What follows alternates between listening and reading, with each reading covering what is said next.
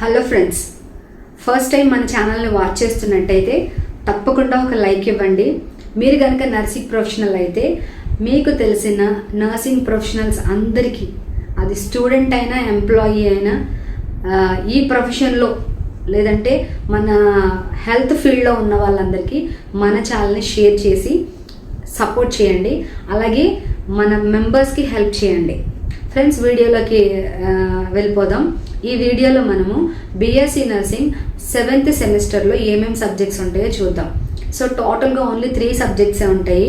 First వచ్చేసి community health nursing 2 అనే subject ఉంటుంది. అండ్ తర్వాత నర్సింగ్ రీసెర్చ్ అండ్ స్టాటిస్టిక్స్ అనే బ్యూటిఫుల్ సబ్జెక్ట్ ఉంటుంది. ఒక మంచి ప్రాజెక్ట్ వర్క్ చేయడానికి మనకి ఈ సబ్జెక్ట్లో ఛాన్స్ ఉంటుంది. అండ్ తర్వాత ఫైనల్గా మిడ్వైఫరీ, ఆబ్స్టిక్స్ అండ్ గైనకాలజీ.